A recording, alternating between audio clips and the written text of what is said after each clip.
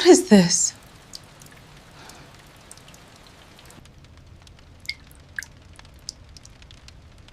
What is this? The rain fell softly against the windows of Amalendlova's home, a rhythmic whisper that filled the silence between breaths. The scent of roasted garlic and herbs lingered in the air, wrapping around her like a familiar memory. The kitchen lights glowed warm against the gray evening, their golden hue reflecting off the polished counter. Amale stood by the stove, stirring a pot of stew. Her movements were graceful, practiced, the motions of someone who had spent years finding comfort in the rhythm of cooking. The bubbling broth hissed quietly as she tasted it, adjusting the seasoning with a steady hand. On the surface, it was a peaceful night, but beneath that peace, something was breaking. Her husband, Thabo, wasn't home yet. Again. Amale glanced at the clock on the wall. The hands ticked toward 8. He'd promised to be home by 7, just as he had promised the night before, and the one before that. She sighed softly and turned the heat down. 8 years of marriage had taught her patience, but patience didn't quiet the ache that had begun to grow inside her. Once, Thabo had been her greatest comfort. His laughter used to fill their small home. They'd talk for hours about dreams, about building something together. Now, he came home late, tired, distracted. His phone buzzed more often than his voice did. Amale wasn't the kind of woman who asked too many questions. She believed in giving love room to breathe. But lately, that space had started to feel like distance. She walked to the window, watching as headlights swept across the wet street outside. The city lights shimmered through the rain, each droplet catching the glow like tiny stars. Somewhere down the street, the sound of children playing echoed faintly before fading into the night. For a moment, she closed her eyes. She told herself everything was fine, that every marriage went through quiet seasons, that Thabo's late nights at work were just that, work. But deep down, her heart whispered something else. Earlier that afternoon, her friend Nandi had stopped by the restaurant. They were sipping tea in the corner office when Nandi, in her usual casual tone, mentioned, "I think I saw Thabo down near the beach last night. Looked like him, though he was with someone. I couldn't see who." Amale had smiled, pretending the words didn't sting. "You must have been mistaken," she said lightly. But the image had already formed in her mind. Thabo standing by the waves, laughing with another woman. She shook the thought away, telling herself Nandi was mistaken. Still, the seed had been planted, small but sharp. Now, as the rain continued, Amala returned to her kitchen. She wanted tonight to be special. It was Thabo's birthday, and she was determined to make it feel like old times. She reached for the wine bottle, poured herself a small glass, and looked at the dining table she'd set earlier. Candles, neatly folded napkins, a single red rose in a vase. She'd spent hours cooking his favorite meal. Her family's traditional beef stew, slow-cooked and rich with spices her mother once used. It wasn't just dinner. It was an effort, a quiet plea for connection. As she arranged the dishes, she thought about how much life had changed since opening her restaurant 3 years ago. She had built it from nothing, long nights, endless planning, and pure determination. It was her pride, her identity. But lately, even her success felt hollow. What good was achievement when her marriage was fading into silence? The front door clicked open. Her heart lifted for a second, then hesitated. Thabo stepped in, rain dripping from his coat. He smiled faintly when he saw her, but his eyes looked tired. He smelled faintly of cologne and wet pavement. "You didn't have to wait up," he said, removing his shoes. "Work ran late again." Amale forced a small smile. "It's fine. Dinner's ready." She wanted to ask where he'd been. Wanted to ask why work always smelled like someone else's perfume. But she stayed quiet. Pride and fear tangled inside her, and silence felt safer. They sat down together, the sound of rain the only conversation for a while. Amale served the stew, her hands trembling just slightly.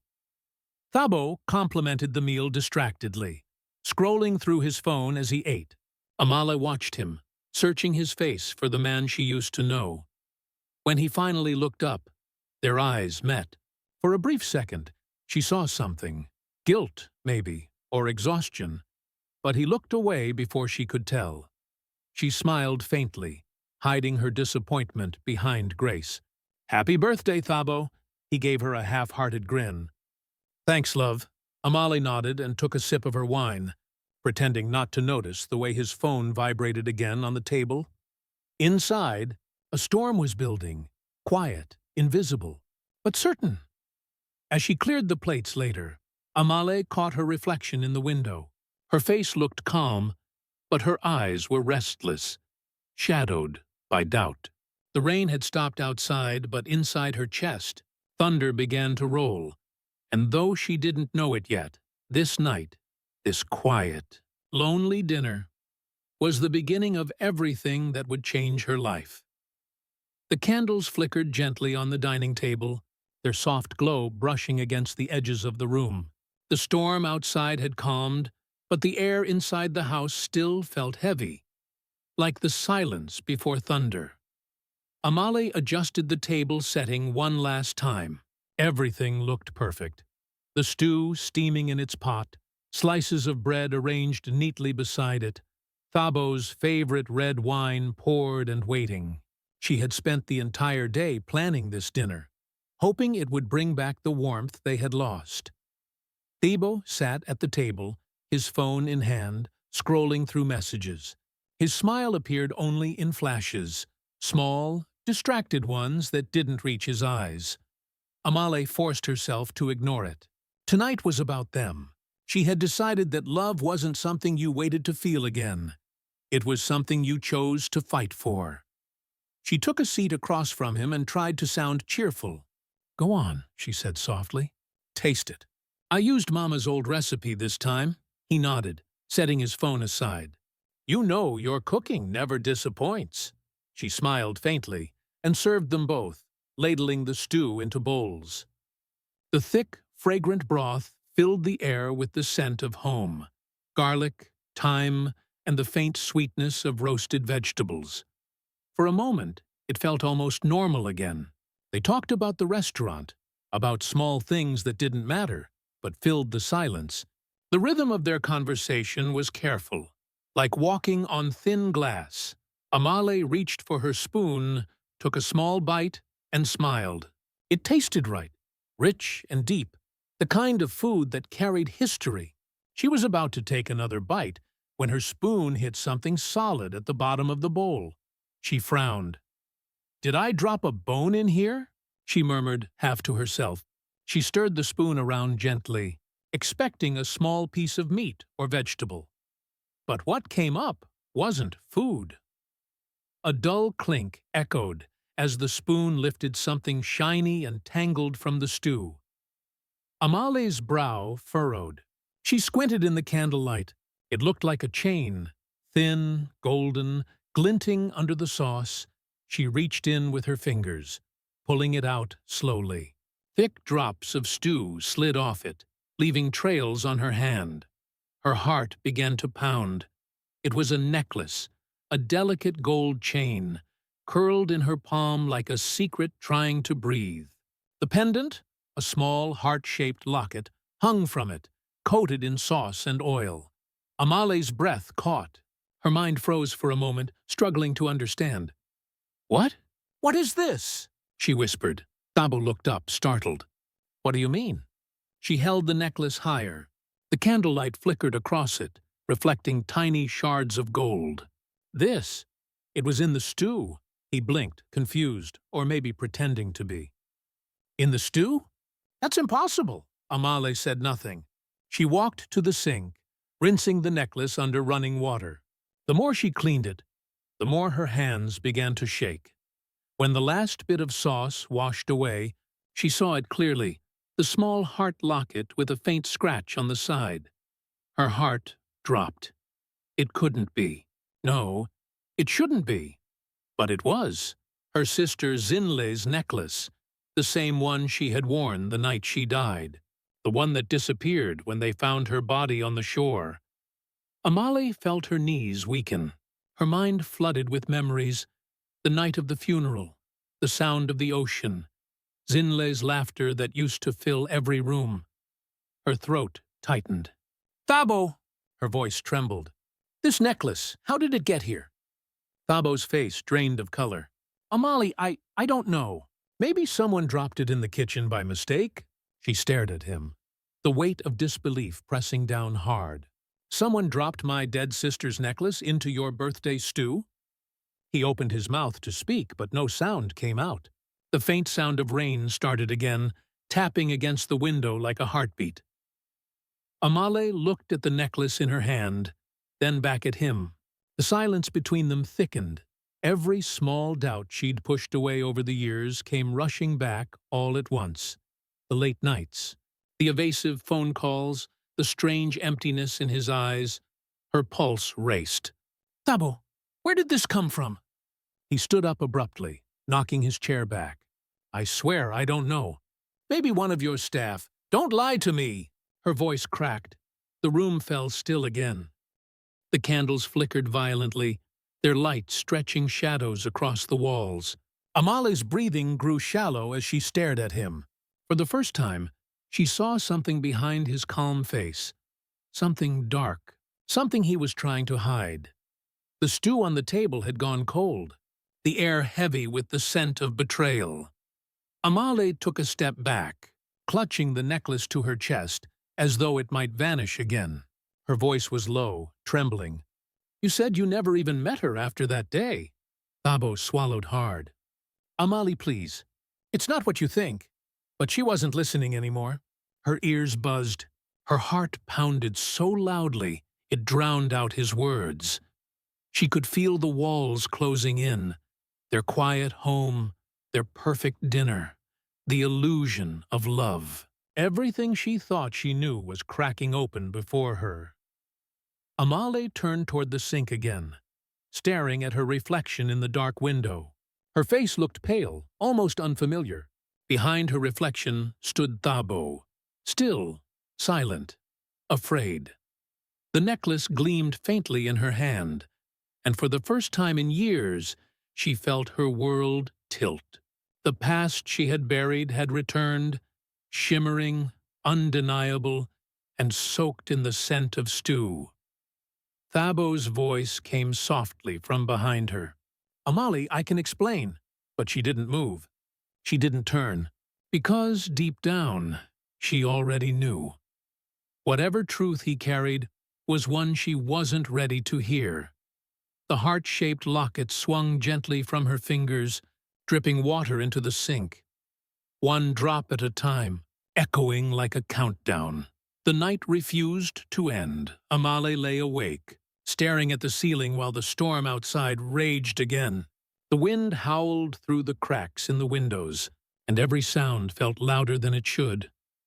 The ticking clock, the creak of the old house, the faint dripping of rain. The necklace sat on her nightstand, gleaming faintly under the dim light. It looked innocent now, small, polished, almost beautiful. But every time her eyes met it, her chest tightened. She reached for it once, hesitated, then pulled her hand back. That necklace didn't belong in her house. It belonged to Zinle, and Zinle was gone. Amale turned on her side, her eyes burning. It had been 2 years since her sister's death, but the pain still sat in her like a stone. Everyone said time would heal it. Everyone lied. She had done everything she could to move on. Opened her restaurant, buried herself in work, tried to rebuild her life with Thabo. But now, seeing that necklace again, it was as if Zinle had come back, not as a memory, but as a whisper from the grave, and that whisper was saying something was wrong. Amale squeezed her eyes shut, but the images came anyway. Zinle's laughter echoing through their mother's kitchen, her bright eyes shining with mischief. Then the call that shattered everything, the police saying drowning, accident, closed case. But something inside Amale had never fully believed it. Zinle was too careful, too full of life to just vanish like that. Now the necklace, her necklace, had resurfaced in the most impossible way. Amale sat up abruptly, her breath shallow. There was no way it had just fallen into the stew. Someone had put it there, someone who wanted her to see it. Her gaze drifted to the other side of the bed. Thabo was asleep, or at least pretending to be. His breathing was even, but his body was turned away, tense under the covers. She studied him quietly, her chest aching. For years, she had trusted him. The man who had been there through her grief. The man who held her when she cried for her sister. The man who had sworn he loved her enough to stay when she almost pushed him away. But tonight, when he looked at that necklace, something in his eyes had changed. A flicker of fear, a crack in his calm mask. And that terrified her more than the necklace itself. Amale stood and walked to the window, watching the rain streak across the glass. The reflection of the necklace glimmered behind her like a ghostly echo. She remembered the night Zinle disappeared, the argument they'd had just hours before. Zinle had accused her of being too busy, too focused on Thabo. "You're losing yourself," she had said. "He's not what he seems." Amale had laughed it off back then. But now, her sister's voice echoed in her mind like a haunting truth she'd ignored. A knock of thunder shook the sky, and Amale flinched. Her pulse raced. She turned back toward the bed. Thabo still motionless. Quietly, she moved to the nightstand and picked up the necklace. Her fingers traced the locket, her thumb brushing over the tiny clasp. It was sealed shut, crusted slightly with time. Her heart thudded as she forced it open. Inside, under the faint glimmer of the lamp, were two small pictures. One was old, a faded photo of Amale and Zinle as children, arms around each other, smiling with the pure joy only sisters share. The other was newer. It was Zinle, smiling, radiant, but standing next to Thabo. Amale's breath left her body. The room spun. It wasn't possible. Thabo had said he'd only met Zinle once, years before Amale and he began dating. But the photo, the intimacy in their stance, the way his arm circled her shoulder, told a different story. A truth that made Amale's stomach turn. The locket slipped from her fingers and hit the wooden floor with a soft clink. Thabo stirred. "Amale?" His voice was groggy, uncertain. She froze. He sat up slightly, blinking through the darkness. "What are you doing?" Her voice came out like a whisper made of glass. "When were you going to tell me?" He frowned, confused. "Tell you what?" She turned, eyes glistening, hand trembling as she held up the locket. "That you and my sister—" His face went pale.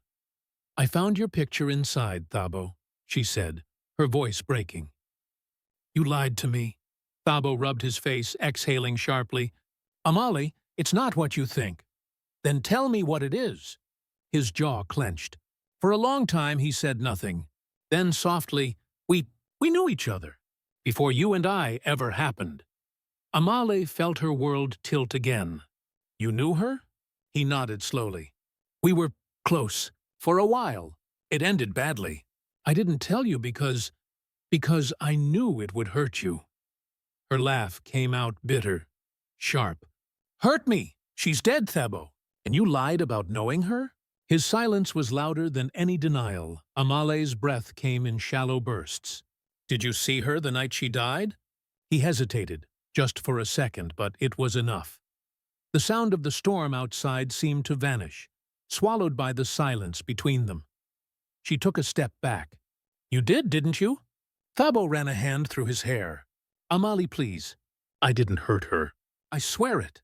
We argued, yes. But I left before anything happened." Tears blurred Amale's vision. "And you just forgot to mention that?" He looked broken now, eyes glistening with something between guilt and fear. "I thought if I told you, you'd never look at me the same." She stared at him, trembling. "You were right." The words hung in the air like a final blow. She clutched the necklace tightly in her fist, the metal biting into her skin. Everything she'd believed about her life, her marriage, her love, her sister's death, was unraveling. She didn't know what was true anymore. The rain hammered harder against the window, and lightning flashed across the sky, lighting Thabo's face in cold white. For a heartbeat, Amala thought she saw fear in his eyes. Not fear of losing her, but fear of something else, something he wasn't saying, and that terrified her even more. Morning arrived, but the house still felt trapped in darkness. The storm had passed, yet the world outside looked washed out. Gray skies, puddles reflecting broken light. Amale sat at the edge of the bed, fully dressed but motionless, the necklace clenched in her hand. Thabo had left early. He said he needed to clear his head. She hadn't stopped him. She couldn't bear to look at him after the night they'd just lived through. The silence he left behind felt heavier than his presence. Amale's mind kept replaying his words, twisting them, dissecting every pause and hesitation. He'd admitted to knowing Zinle, to loving her, maybe. But what he hadn't said mattered more. If he saw Zinle the night she died, then he might be the last person who ever did. Amale walked into the kitchen. The stew pot was still on the stove, now cold and congealed. She stared at it with quiet disgust. The same place where the necklace had appeared, like a ghost rising from the past. A single question kept echoing in her head.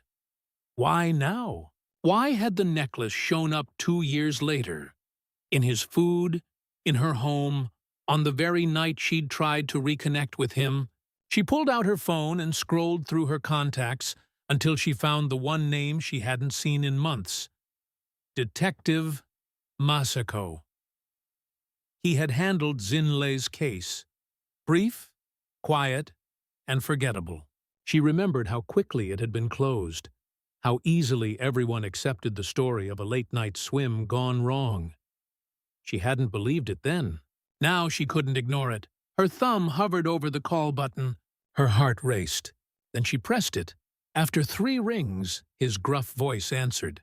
"Amale Dlamini?" "It's me," she said softly. I need to talk about my sister." A pause. "It's been 2 years." "I know. But I found something. Something that belonged to her. And I think—" her voice trembled. "I think she didn't drown by accident." Another pause. Then, "Meet me at the station at noon." The drive to the police station felt longer than it was.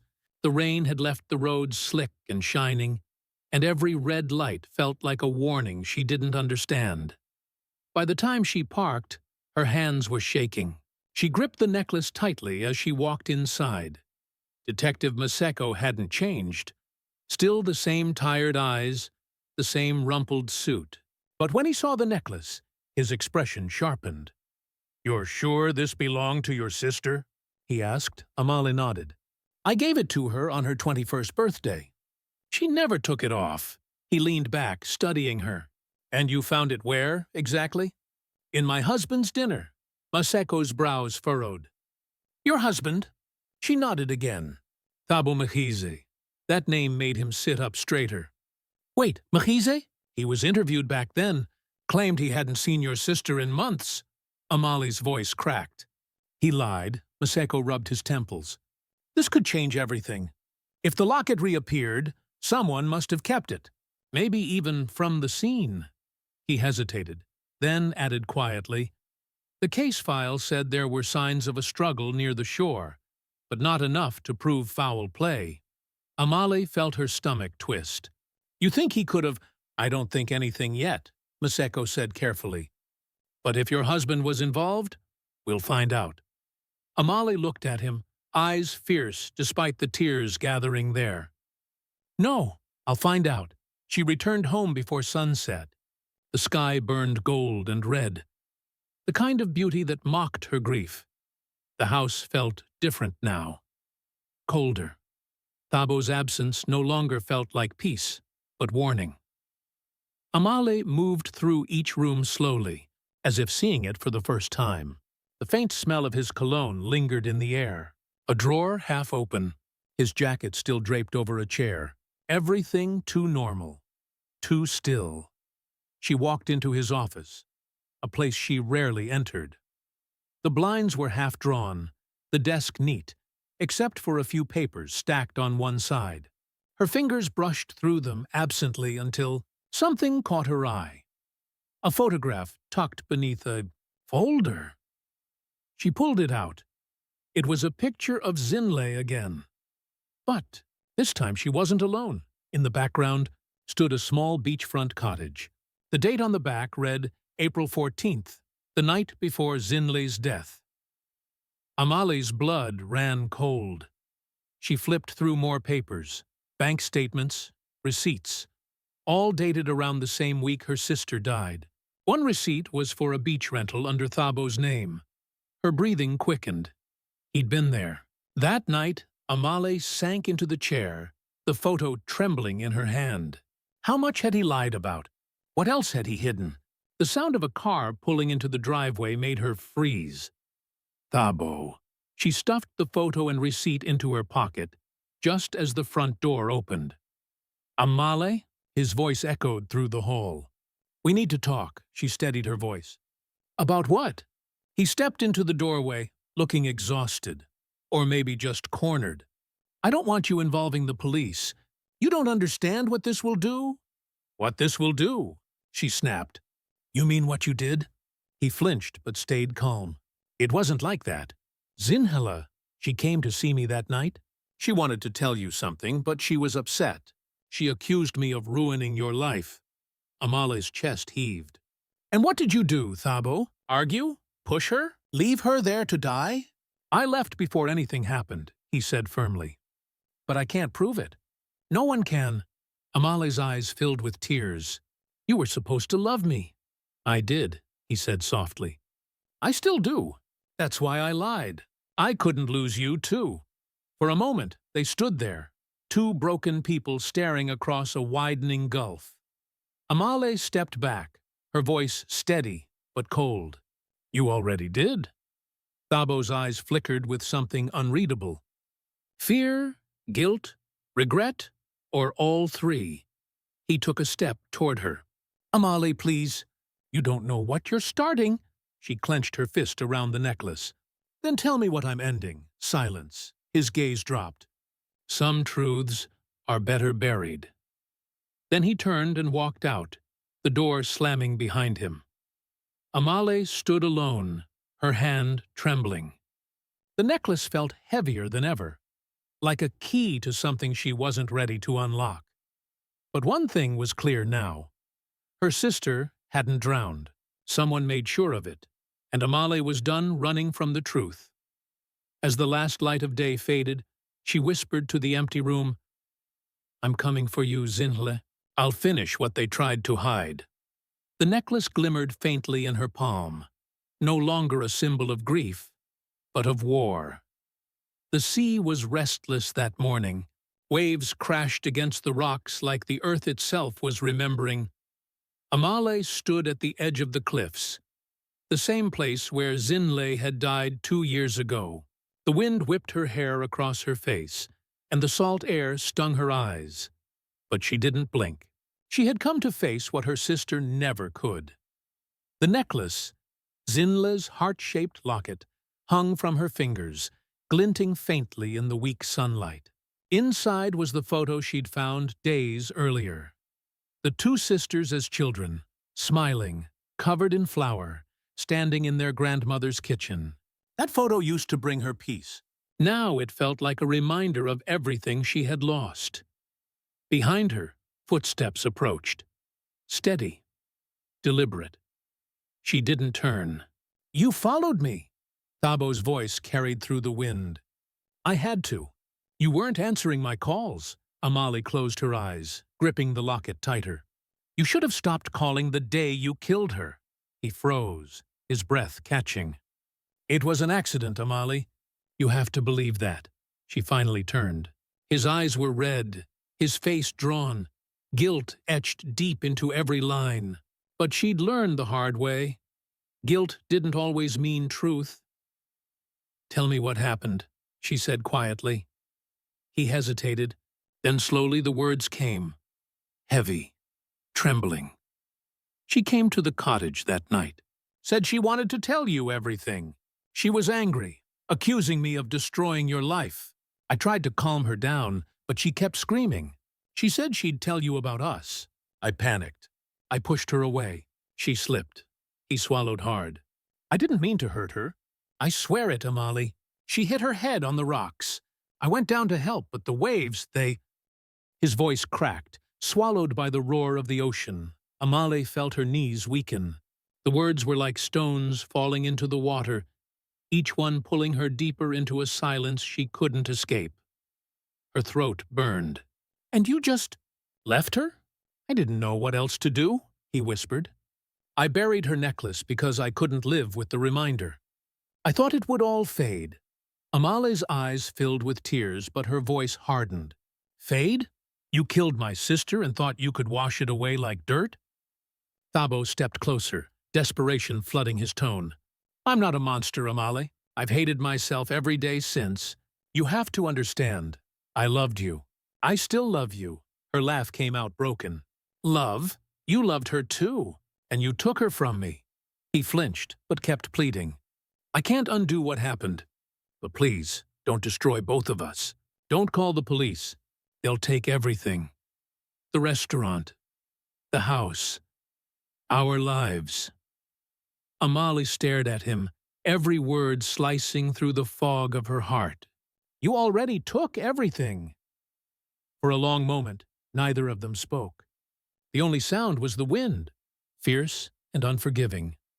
Then Amali took a step forward, closer to the edge. The sea below was wild, foaming, and furious. Do you remember what Zinle used to say? She asked softly. She said the ocean keeps secrets only until it gets tired of holding them. Thabo frowned. Amali, please. She turned her gaze on him, steady and unflinching.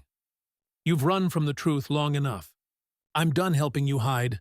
He reached for her arm, panic rising. Amali! She pulled back sharply. No, Thabo. This isn't about revenge anymore.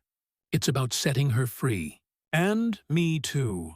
Her voice trembled now, the weight of years pressing down. I loved you once. Maybe I still do, in some small, broken way. But I can't carry your sin any longer. She took the necklace in both hands, opened it one last time, and kissed the tiny photo inside. Then she whispered, Rest now, Zinle. As the wind howled, she tossed the necklace into the ocean. It arced through the air, catching the sunlight like a spark before vanishing beneath the waves. Thabo fell to his knees, sobbing. Amali, please don't do this. But she was already walking away. Later that evening, the world seemed quieter, not peaceful, but hollow. Amali sat at her kitchen table, staring at her phone. The call had already been made. Detective Maseko would be here in 10 minutes. Her hands shook, but her heart felt strangely calm. Thabo sat across from her, wrists trembling, his eyes wet and empty. They'll destroy me, Amali. Is that what you want? She met his gaze, tears rolling freely down her cheeks. No, I don't want to destroy you. I want to let go of you. The sound of a car outside broke the stillness. Blue lights flickered faintly through the curtains. Thabo's lips parted, but no words came. For the first time, he looked truly small. Not the confident man she'd married, but a boy lost inside his own mistakes. Amali stood slowly. You made your choices, Thabo. Now I'm making mine. The knock on the door was firm, final. She walked to it, opened it, and stepped aside as Detective Maseko entered with 2 officers.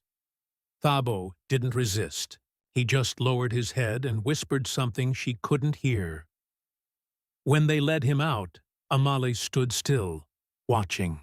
The air in the room felt lighter, though her chest still ached.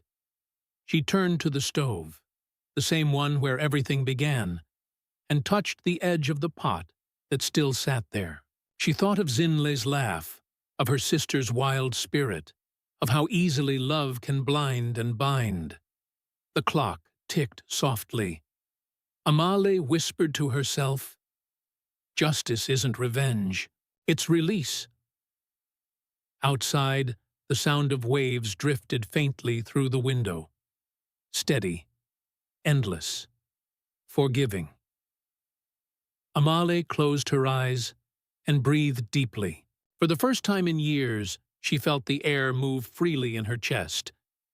The ocean had taken back its secret, and she was finally free. The house felt impossibly still after Thabo's arrest.